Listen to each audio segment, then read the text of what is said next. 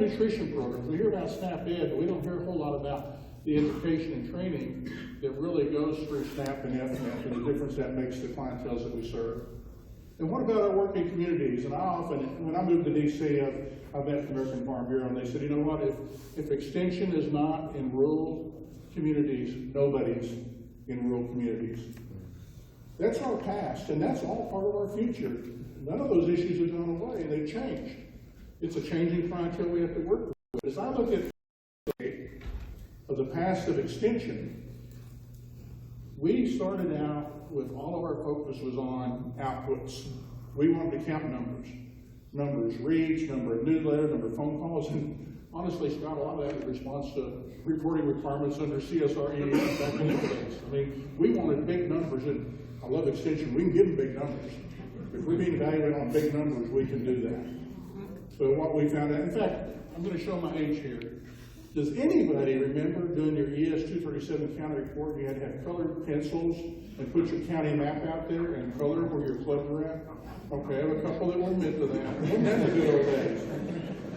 And all of a sudden, Scott's talking about infrared soil testing. That's a different world we're in today. In fact, funny story. I'm going to regress just a second and stay within my time minus the 2-minute penalty. Sorry. Jorge and I both have kids that are in the military. My son's in Destin, Florida, and he's done wonderful. Very proud of him. And he did his training at Camp Shelby in Hattiesburg, Mark, I think, Mississippi. He said you never want to spend a summer at Camp Shelby. He said that was tough.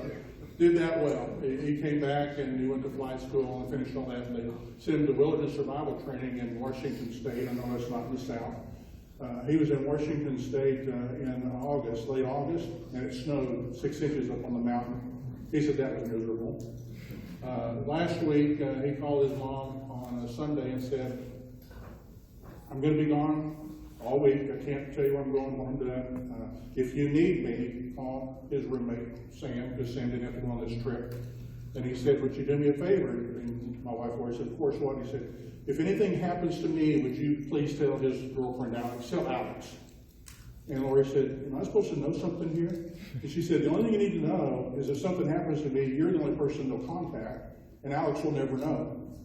So Lori, my very kind, compassionate wife, said, do you think after 3 or 4 months you'd figure out you're not coming back? So he called us on Friday, and he actually survived. I was telling Nick and Tom this morning, they sent him to northern Florida, and he had to do survival training if your aircraft goes down, how do you do medical training, how do you live off the land, and got to do some small arms weapon training, which he liked. And so he got through all that and had a good time doing that. But he finally called us, we was on the van coming back, and he said, Dad, he said, don't ever believe that the Air Force doesn't make you rough it. He said, last night they would not give us the Wi-Fi code password. That's the world we live in. I mean, it's all about social media. We were thankful to get the message he was okay, and now he's back on social media, so the world is fine. But we have gone from that whole thing of outputs on how many we can count to, we kind of went to outcomes then. Well, we're counting a lot, but we see any outcomes. And we all started then trying to evaluate programs a little bit better, trying to build up our evaluation departments and things they were doing. And then we say, well, it's not about outcomes, it's really about impacts. You can have outcomes, but those impacts really make a difference. And that was our next challenge. And now it really is about the return on investment. Everything we hear is about return on investment. And that's what we will see for the future of extension, is what is the return on that investment. And why is that challenging for us at extension? Because a lot of what we do is prevention education. It's a whole lot easier if you're doing an intervention or a treatment, because then you can show a change has happened. If we're keeping young people from getting into the juvenile justice system, we are saving thousands of dollars. But how do we prove that because they're in 4-H they didn't get in that system? How do we prove that a producer changes his vocation or his practices and therefore he's more successful and more profitable today?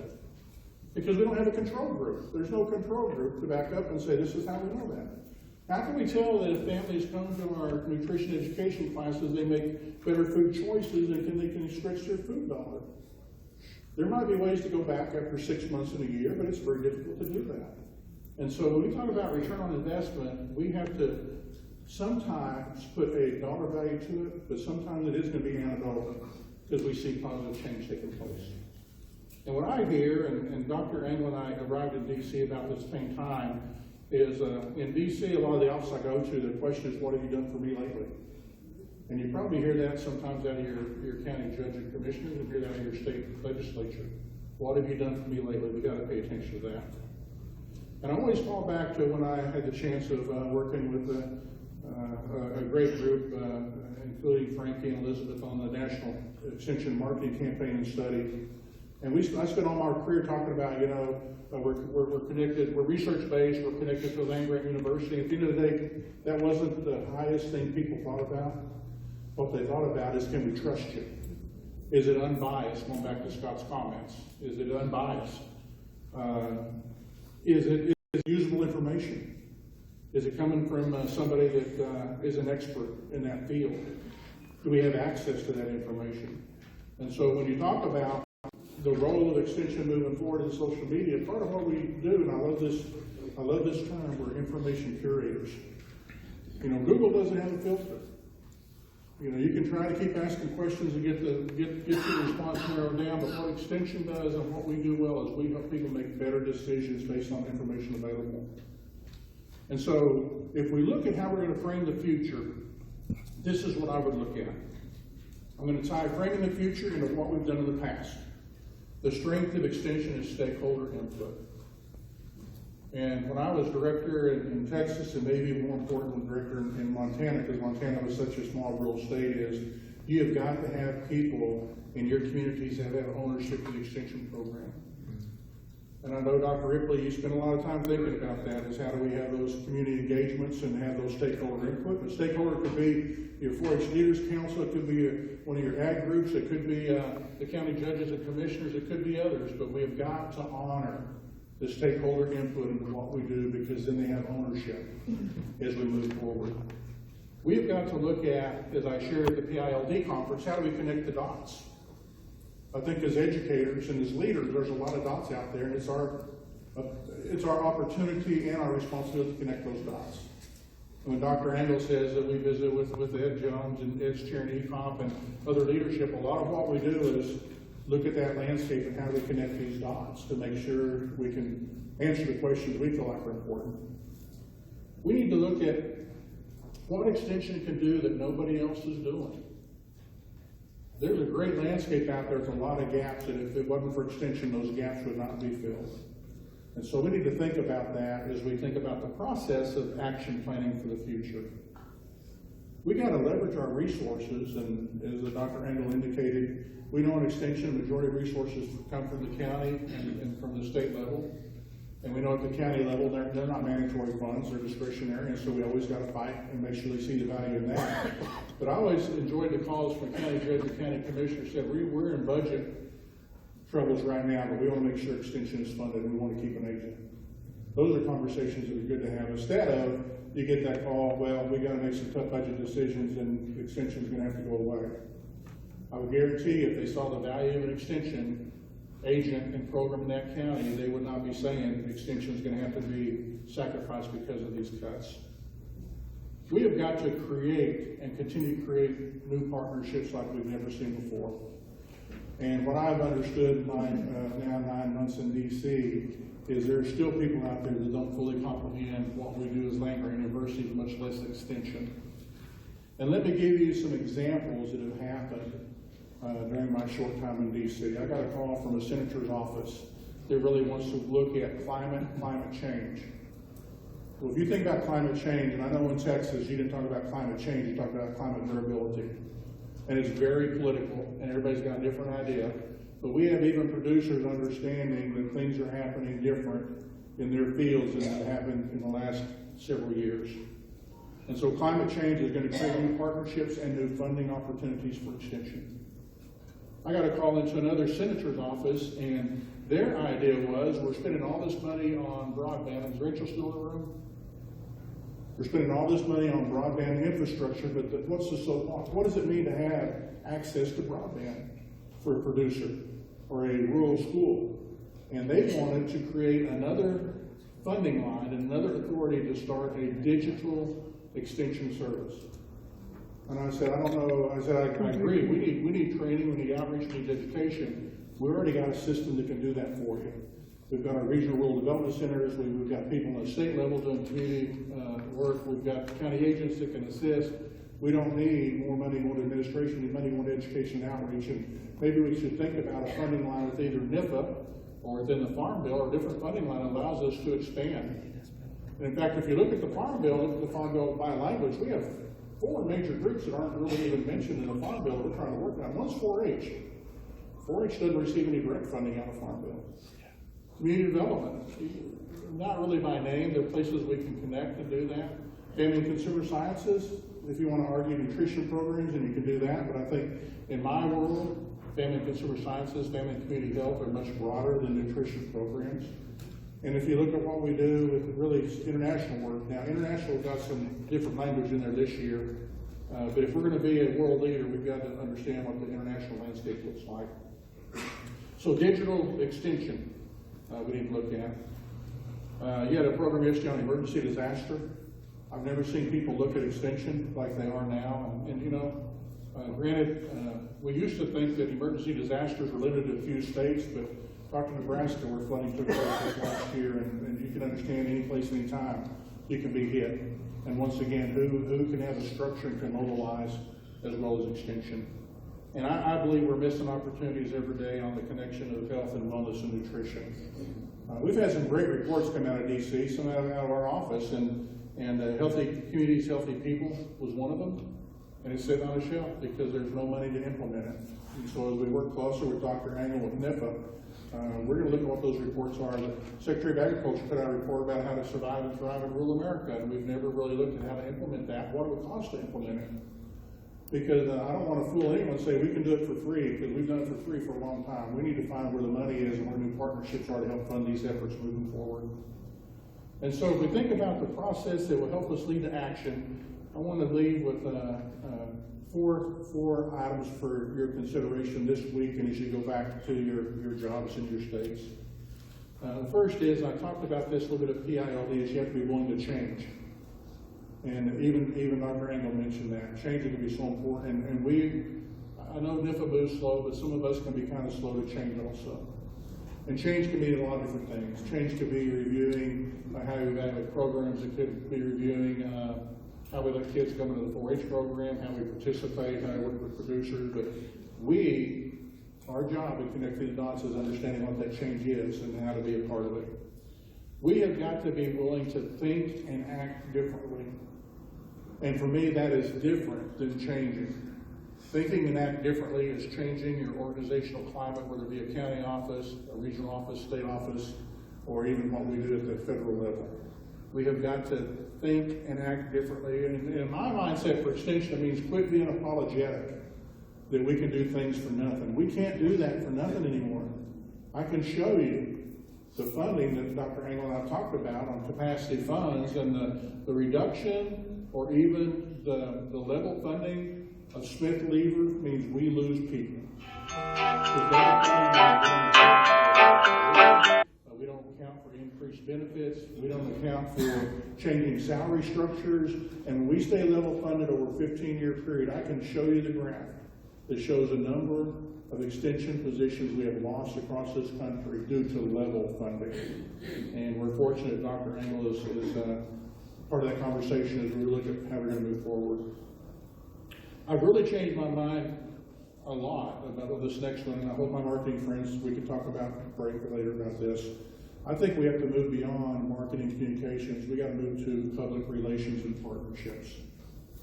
Because we get our mindset, marketing communications, we just put out a nice article, do something on the website, but no, it's about public relations. And in my mind, public relations means we actively reach out and engage people that either we've left behind in the past or they've left us behind because they thought we're irrelevant.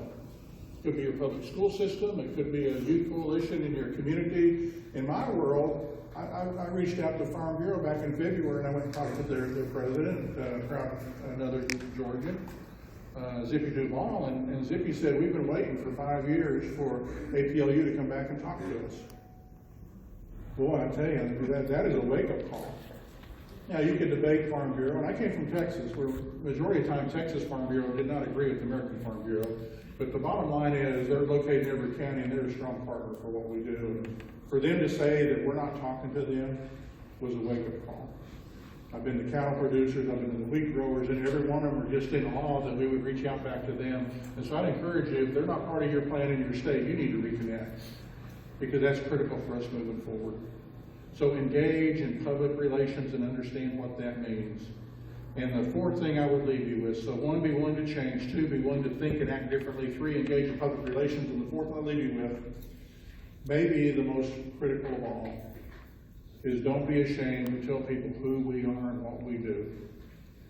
And those that look at us and see a 110-year-old organization that's involved in 4-H in rural America, that is good. We need to leverage that.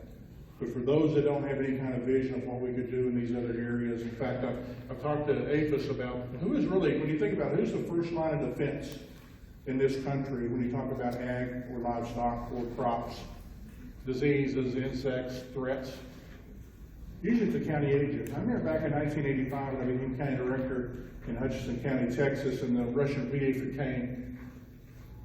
It devastated Texas, and because of great work by county agents, by entomologists in the Amarillo office, and our researchers, we were able to identify and begin treatment that year for that year's wheat crop.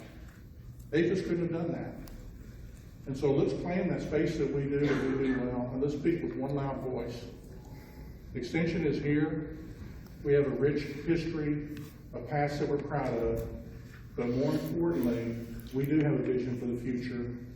And we think if we're going to have a safe, affordable, secure food supply, if we're going to have kids ready for the next generation of leadership, if we're going to help families move beyond struggling to thriving and surviving, if we look at communities that are dying and try to help them put together a plan that they own, that we assist with, then I believe we'll look back 100 years from now and say, boy, if it wasn't for Extension, where would we be today?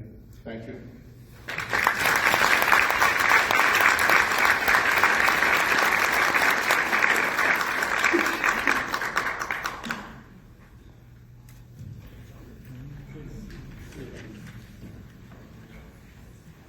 Thank goodness Carolyn. A reaction. Amen.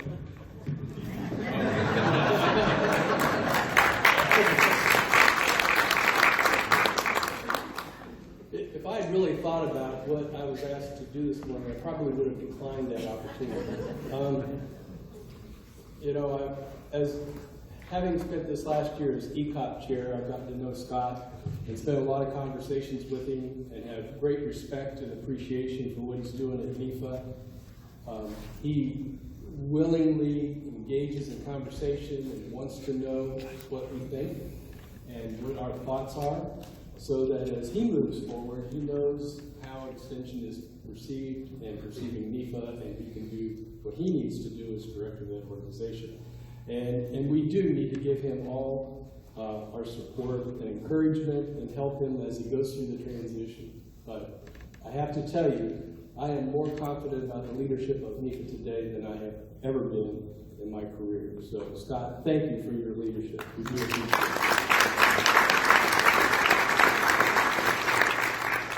And then what do you say after Doug? I've looked up to Doug, both literally and figuratively, my entire career, and feel like, geez, you're all in a tough spot. The saving grace is Carolyn comes after you. And if you remember a few years back, Carolyn and I shared the podium for one of these opening sessions for something, and she got up and sang. I got up and said, I got nothing. And so, if this goes badly, she will pull me out of this and say this, and you'll forget about me and remember her.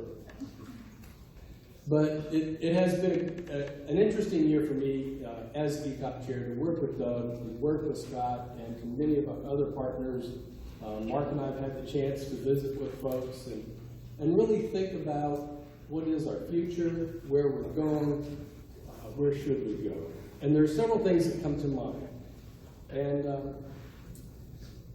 the first one is that I am convinced that the issues that we deal with today are complex.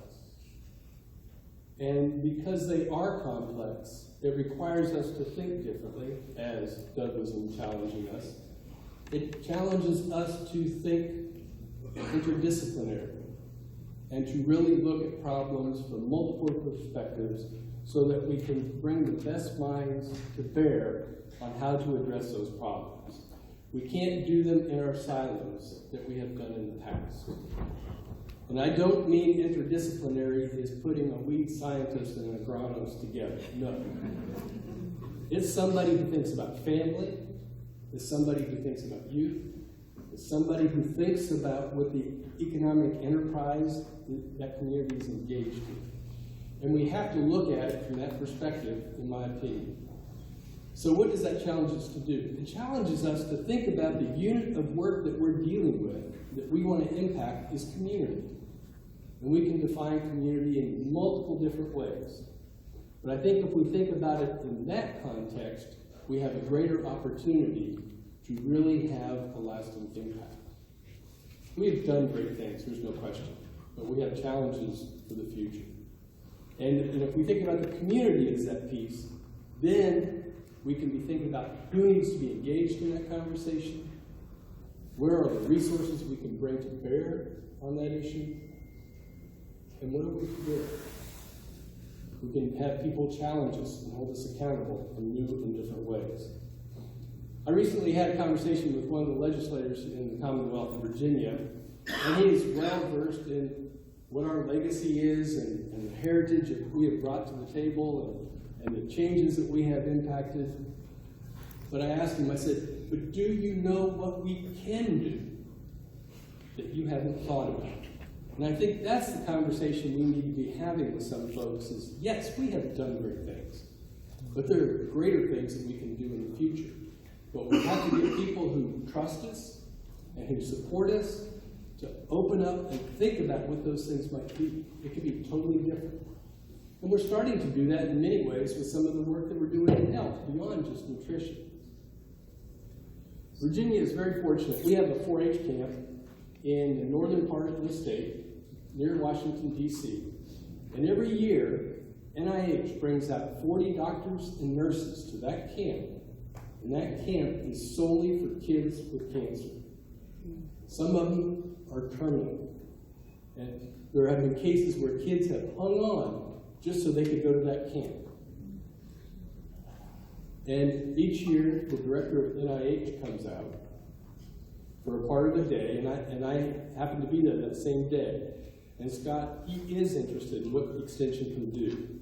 And he's interested right now in what we're doing in the opioid crisis. And so it opens a lot of different doors when people understand that we have capacity, we have a network. We need some resources, for sure. But we can do things that people haven't realized we can do. And so I think that's one of the areas that we need to really be intentional about what we do. And to make that happen, we have to collaborate. We have to collaborate within our own states. We have to collaborate across states, because none of us have the resources we once had. As Doug talked about, level funding is effectively a loss. And we have to figure out ways to pool resources at times. We have to figure out ways of sharing people, sharing efforts. We've talked about that in this group for, well, at least the 22 years I've been coming. And we make incremental changes. We make incremental approaches to that. But I think we need to have it as a serious way of doing business. Yes, we're always accountable to our home state. They are a major funder. But we have to think about the synergies of collaboration and cooperation and how that can make a difference for all of us. I firmly believe that we have to be working together for the future to keep the future of Extension bright and possible. Without that, there's going to be some challenges if we all look inwardly and start forgetting that we have partners right across state lines that are dealing with the same problems we're dealing with, and they may have different expertise than we have in that process. So what else? I'm quickly running out of things because they said everything that needed to be said, but I do want to touch on 4-H for just a second. Scott indicated that they did take down the sign for 4-H National Headquarters. We've had great conversations about being a partner in 4-H with NEFA and making sure that everybody is clear that as we go forward, the UCOP 4-H committee, and two of the members in here are Woody Hughes, Art Smith, myself, and Ed Buckner. And it's clear that that group takes ownership for 4-H for the system. And any of those folks are open to hearing your opinions and thoughts and suggestions and concerns about making 4-H strong. The one part about 4-H that won't change is its real impact is the presence of a caring adult. The one thing that we have to figure out, though, is how do we reach those youth that we haven't been able to reach in the past? And that is where the real potential is, and we have to think about that. So as we move forward, I am so glad that we have Doug and Scott with the leadership in DC and Kansas City, depending on how much day you're there, Scott, that are really helping us as partners move forward, speak the message about the potential and capacity of extension, and helping us as we want to make a difference in people's lives. So, thank you.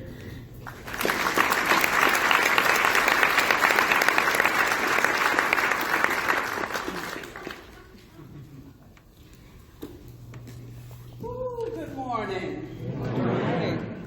We are very good at talking, aren't we? We have wonderful things to say all the time. And this is a great looking group. Y'all can relax, I'm not going to sing. But I do have a song of praise for Extension. Why are we still the best kept secret? The best treasure in the county? We have the most amazing, passionate people who are right there in the communities that know what's going on. That's why we're so effective. We are there, we hear, we share, we comfort, we advise, we refer. That's who we are. And going forward, it's just going to take more of that. But our culture has to change, as has been mentioned so many times. You know, I'm a product of Extension. I was a 4-H'er in Anderson County, and the Extension agent was truly amazing. And this was a critical time in our life because my father had passed. He was 42 years old. And she gathered us together and started the Shamrock 4-H Club. And I look back at all of the young people that were in that club, how successful they are today. We have doctors, we have lawyers, we have judges, we have community college presidents, we have presidents. And so Extension has a very powerful network and a great past. And I know that our present will be as well because of who we are. We're positioned, we're designed. I don't think you can be an Extension if you're not passionate, if you don't truly care for people. Now, we know some can fake it real good, but you know, you have to be real to be effective. And I just want to kind of, Scott and Doug did an excellent job. And we are proud to have great leaders. But the county agent is so powerful as well. And this network that we have in Extension, for us to go forward, we are going to have to get some new partners. We're going to have to market ourselves better. And I mean telling the story to those that want to hear it. How many of our advisory board members really know what we do? I'm not a betting person, but I will bet you Tom Dobbins' salary that if we walk down Canal Street and ask at least 50 people, what is cooperative extension? Who would know? And since we're in New Orleans, they would say, "Who dat?" Is that a new app? That a new song? Is that a new group? And I just look forward to the day when everybody knows who we are and what we are and value who we are. And it's going to have to start at home.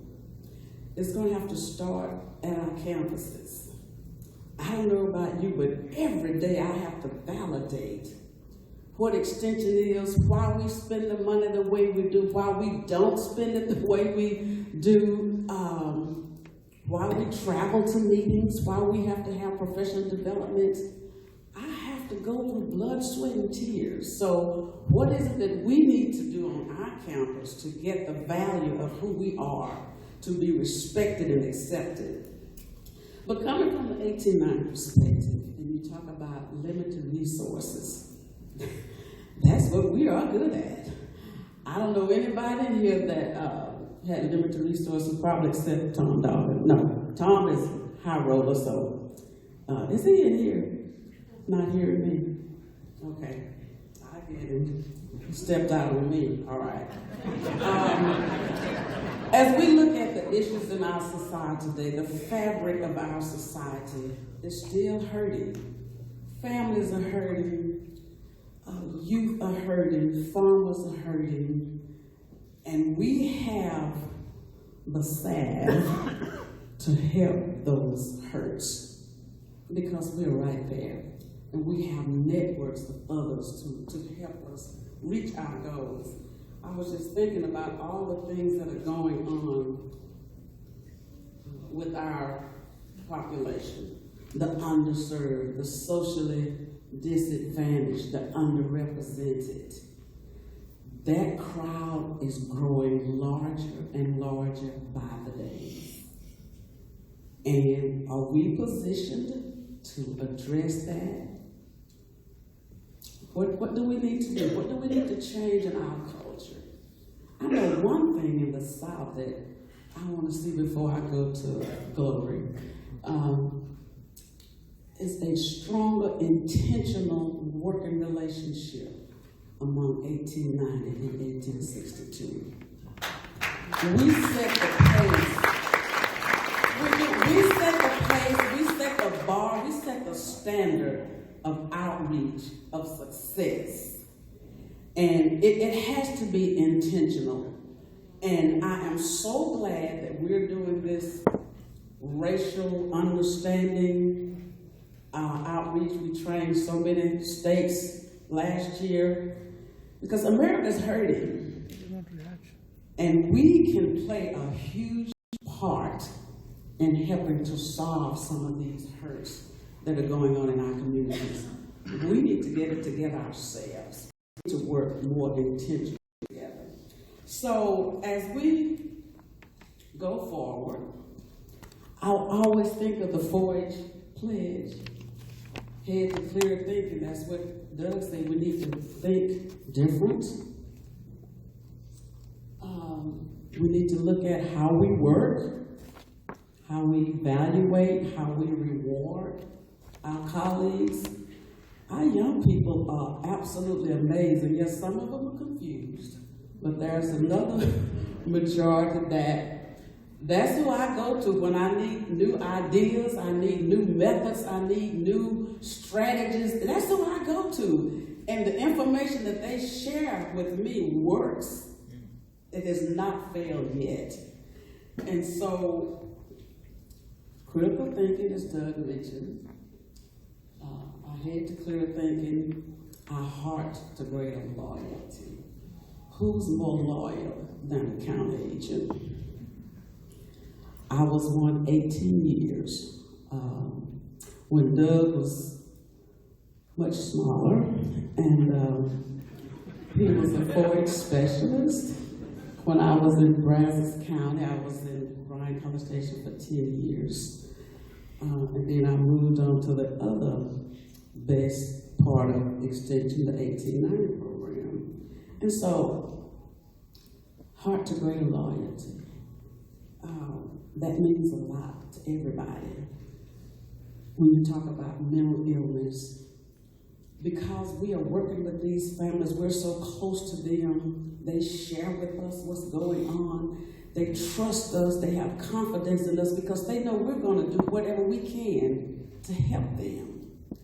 No, we're not God, we're not the powerful force that was on that. You know, I didn't see myself up there on that one, but anyway, on the movie,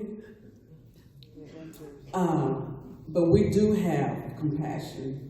And that's what it takes to change everything around. It's just, people really don't care how much you know. They really want to believe how much you care for them. And when we care, we do things without even thinking about it, for the betterment, for the welfare of another person. Our hands to larger service. Our service demand is larger now than ever, and we have less to address it with. But because we've been so successful at what we have done in the past, we use those methods to go forward to address what needs to be done. Larger service. Technology is important, especially for our younger generation. The service is large. We do know that our competition is YouTube. Everybody goes, who's gone to YouTube recently to find out something? But YouTube cannot give them that caring look, follow up to see how did it go, how are you doing, what else can I do for you? Listen, I know someone that can help you with that. Why don't I give you this number and you follow up, then I'll follow up to see if you did follow up to make sure that their needs were addressed. Everything is hashtag today, larger service. So, is there an extension campaign on the hashtag? Why? Doesn't everybody know about us? We've been around a long time. And in order to stay relevant and to move forward, more people need to know about us. And I was just thinking about, if we did a Southern Region campaign, hashtag extension leads, would that put us on the map? We always setting the bar. And then make it national. 4-H is always doing a national science campaign, a national something that gets attention brought to them. What are we doing? Why are we keeping everything a secret? Why is it everybody that knows about us is us? Again, larger service demands more of our critical thinking and action.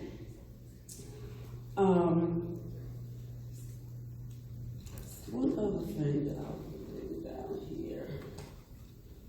Let me go through, finish the pledge. And then our health for them living. Because we care and we want our health to be better, we reach out and do what we need for others' health to be better. And what I like about Extension is that we are a very supportive group of each other. We hold each other accountable for how we move forward, what we're supposed to be doing, why we do it in a stellar and a professional way.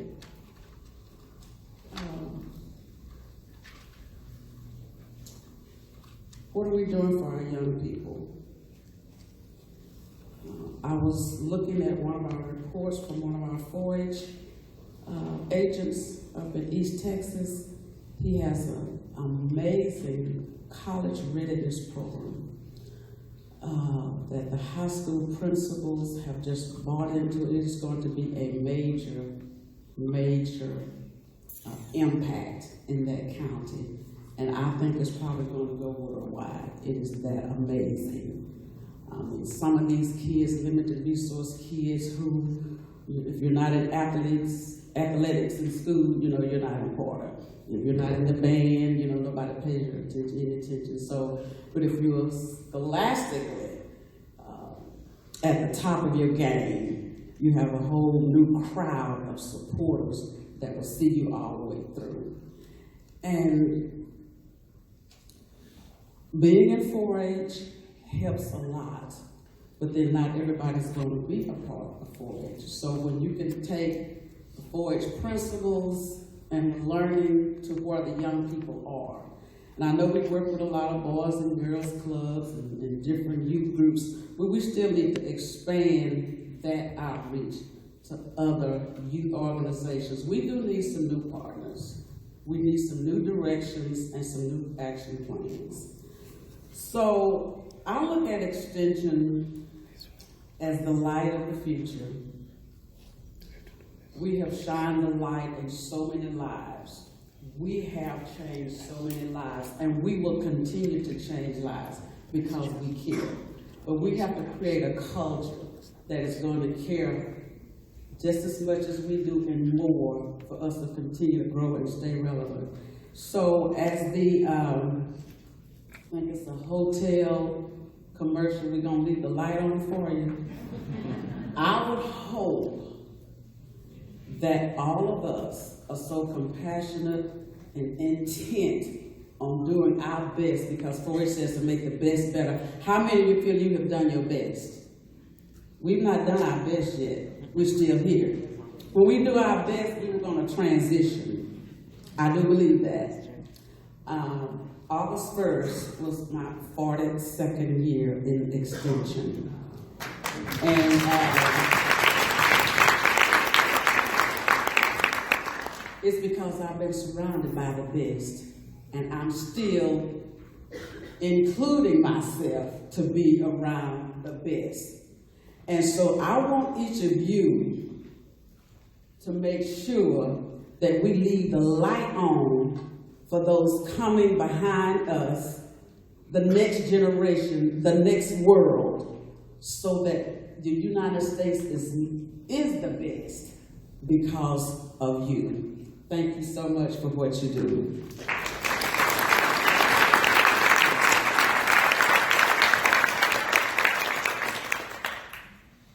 Let's give our panel another round of applause.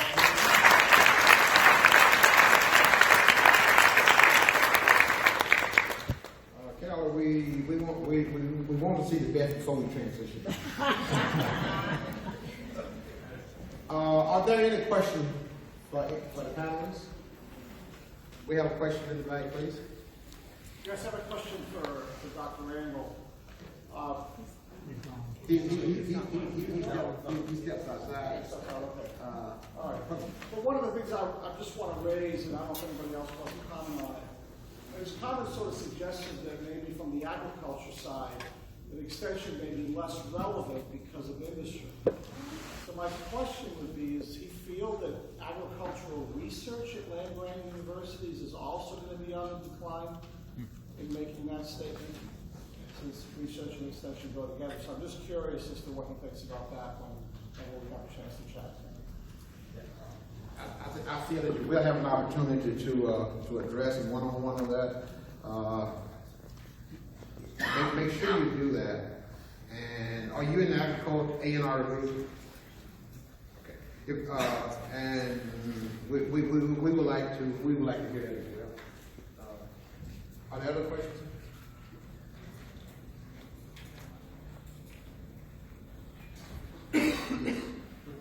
Stand, please. Kind of follow up on the question, because I was trying to write it here a couple times.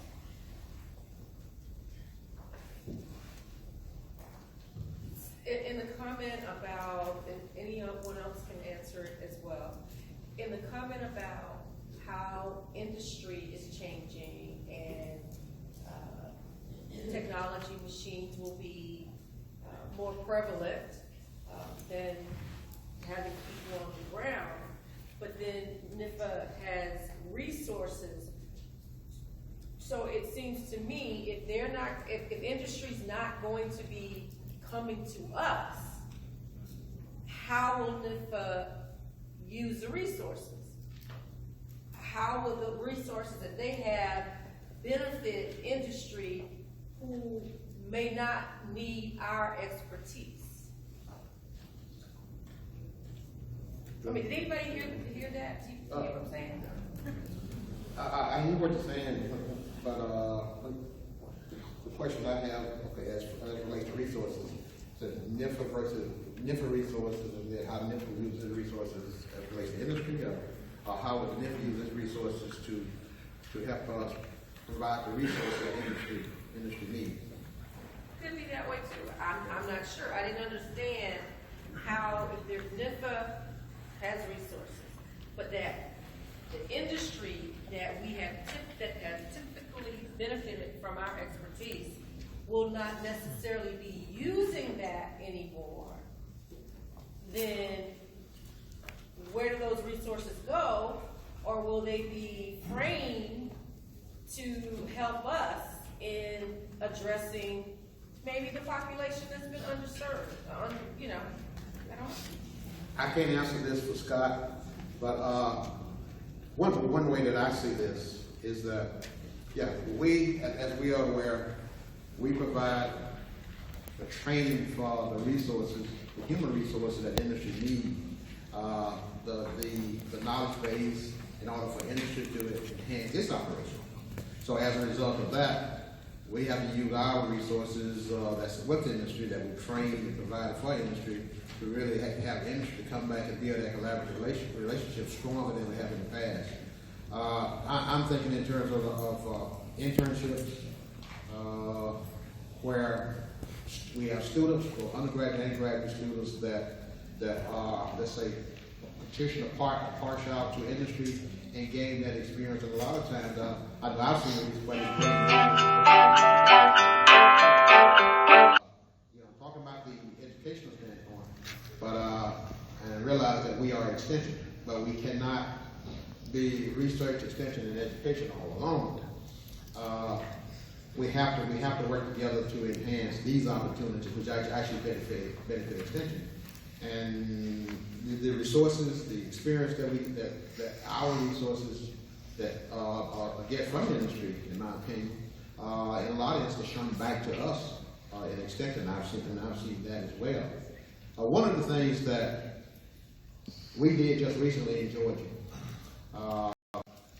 this includes extension, the university, the technical colleges, industry. We conducted a survey, and then after the survey, we had a summit looking at what industry, the ag industry, want in terms of its employees.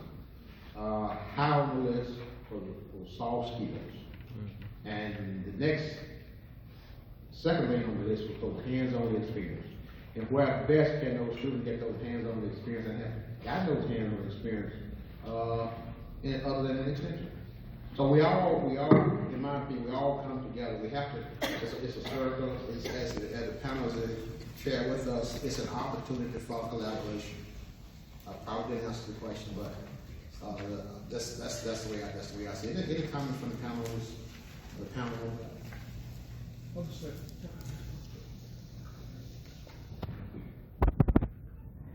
I would also never pretend to answer for Dr. Angle, but there's a couple things we need to be aware of.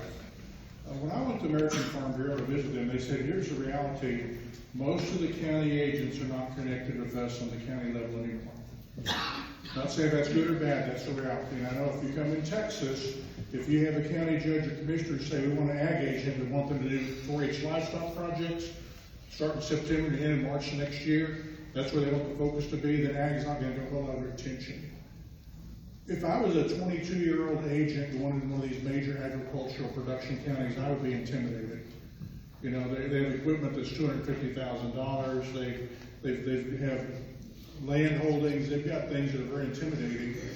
And not to speak for Texas either, because I'm not there anymore, but they've taken the mindset, maybe we need to take some specialized agents, make them really good and soften county boundaries and have them serve the regional area. And if you have one of the #1 dairy producing counties in the country, you better have somebody in your county office that knows something about dairy.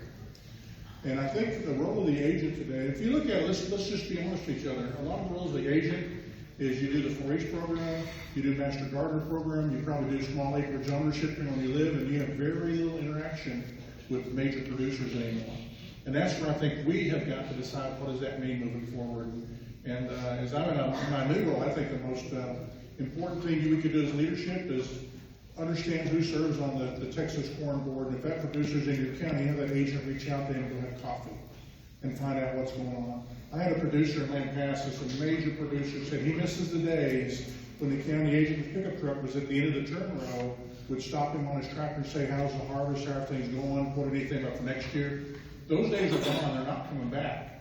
And so if they're not coming back, how do we replace that kind of personal attention that producers would like to have? If you look at 4-H, we ask a whole lot of our 4-H people. And I think it's giving them the tools and empowering them to do things different than we've ever done before. You know, if you step off the emergency disaster, that's kind of scary. We've never hired county agents to do emergency disaster. We try to transfer Eden. That's almost an expectation in some counties now. They have that kind of training. So what does that mean to be a county agent in that county? What's it mean when you've grown your whole career in family and consumer sciences? Now they want you to really get embedded in family health and wellness. What does that look like? And so both the questions that were asked, I don't think it's a matter of NIFA moving away from us or us moving away from our mission. It's a matter of us looking at how we do things differently. And if we don't start considering what it means to be a specialized county agent, we will be left behind. Because generalists in this world can no longer do the work that we need. And that could be scary for some. It could be kind of invigorating and a good challenge for others. But if we're going to have employees that are going to be successful, we have got to help to identify what that success is and how they evaluate it on that success. I think Troy's done. Troy, go ahead. I'll go ahead and add a question to Doug. You know, if we look at the rough numbers, it's about 3,150